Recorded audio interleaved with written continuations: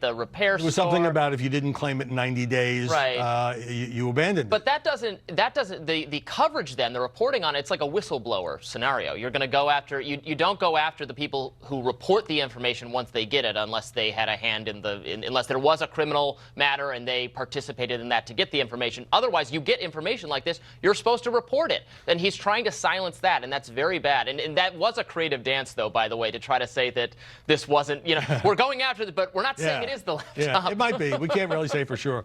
Mara, what do you think about Robbie's point about that this poses a threat, or at least is a chilling atmosphere for freedom of the press, since although at different times, New York Post in 2020, Washington Post, New York Times, and a bunch of others a year and a half later, there's been a lot of reporting on this laptop from hell. Yeah, look, nobody likes their press coverage, especially when they're public figures. Donald Trump didn't like his press coverage and, used to try to change it. I don't know if he ever threatened lawsuits or not. I think he did, actually. Well, he sued a few people. Yeah, he sued a few people. In fact, he just sued Bob Woodward for $49 million over those audio tapes. Is that a chilling effect on free speech? I think Donald Trump is a much bigger, more powerful figure than Hunter Biden. I think it is, but it's been covered in the mainstream is the difference. Whereas where will be the mainstream denunciation of what the Biden family, what Hunter Biden is doing here against freedom of the press? That's the difference. So you feel like much of the media are, it's interesting. Hunter Biden wants this out, but it's been very little on it on MSNBC, even though he wants this out. So are you feeling like there's still a sort of a protective gloss where many in the press say, well, he's had a lot of problems. He's a drug addict. He's tried to kick it. Yeah, he shouldn't have been, trying to get contracts with the Chinese and in Ukraine when he has no experience in those areas.